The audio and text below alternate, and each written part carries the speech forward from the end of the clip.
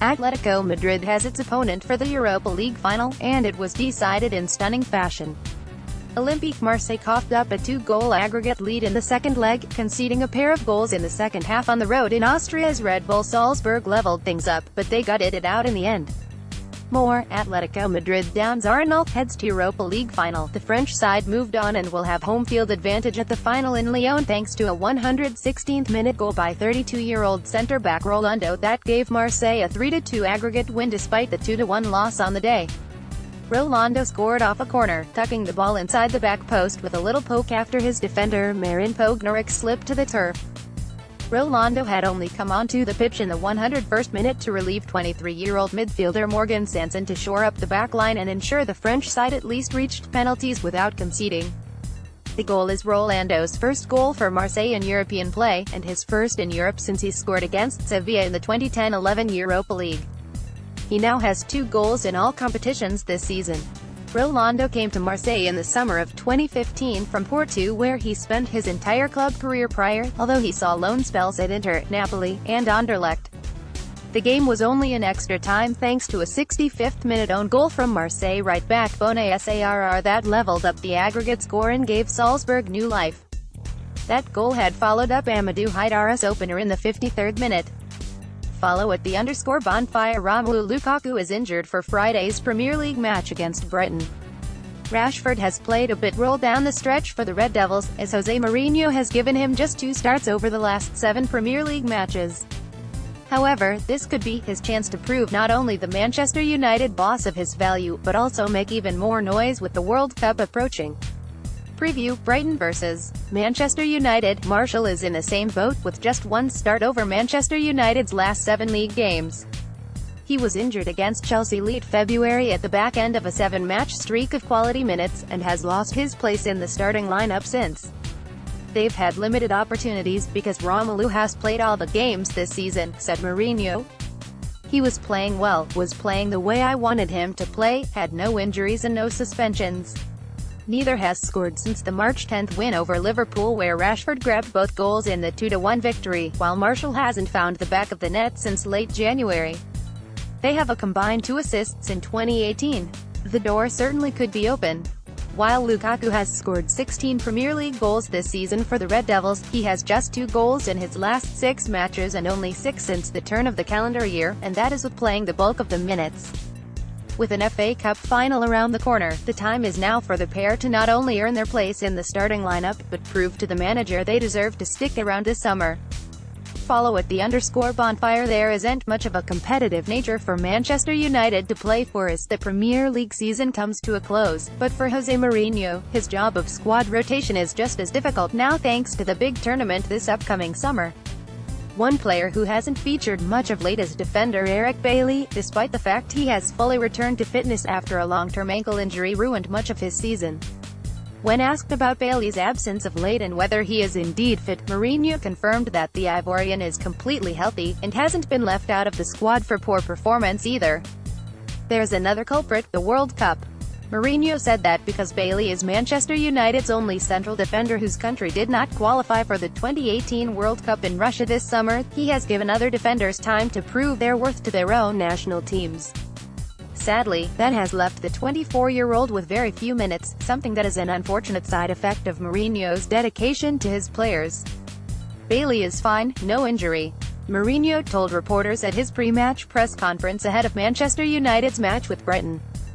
He is one of our 5 central defenders, and honestly, my work is not about World Cups and preparing players for the World Cup or giving chances to players to do the World Cup, but he's the only central defender whose country's not in the World Cup.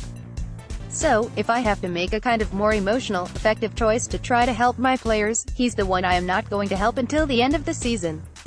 Because, of course, Marcos Rojo, Victor Lindelof, Phil Jones and Chris Smalling, all of them are wishing to make the squad for the World Cup, and Eric is not under that pressure.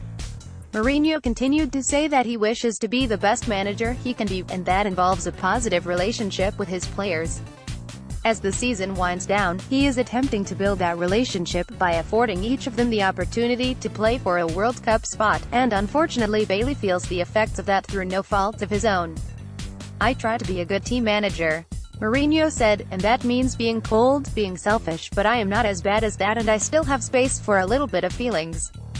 So, when I look to the other 4 central defenders fighting for a position in the World Cup, I'm giving less time to Eric, since returning to fitness in mid-February from the ankle injury that robbed him of 3 months this season. Bailey has played in just 2 full Premier League matches, plus a 3rd substitute appearance. He has made the bench as an unused substitute 3 other times and been left out of the squad completely on 2 occasions.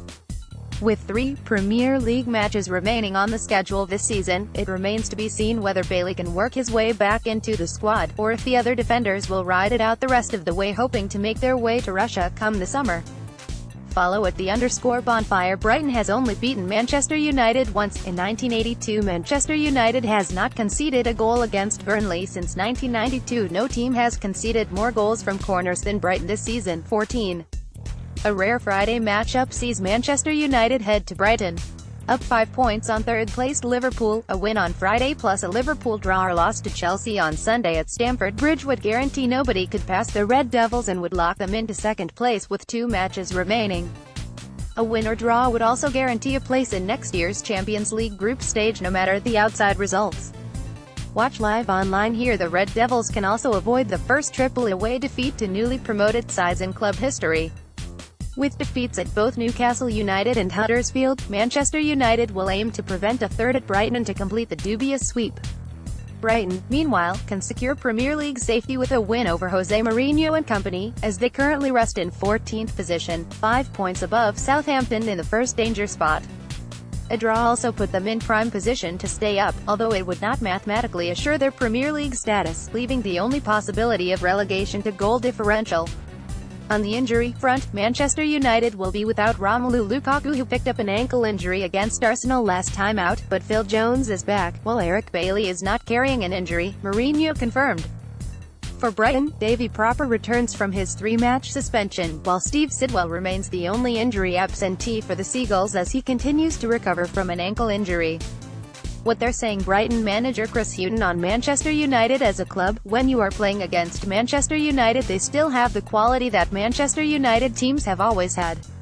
They were very consistent at winning the league. Perhaps they are not that at the moment, but they are still winning things and there is still this massive aura about playing a Manchester United team. Manchester United manager Jose Mourinho on the job Hughton has done at Brighton. Very, very good. To go from very, very good to amazing, he just needs to mathematically confirm the Premier League for next season.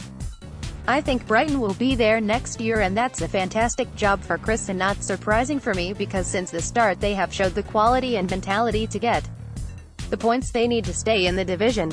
Prediction: Manchester United have little to play for, but they've still managed to crank out results as the season comes to a close.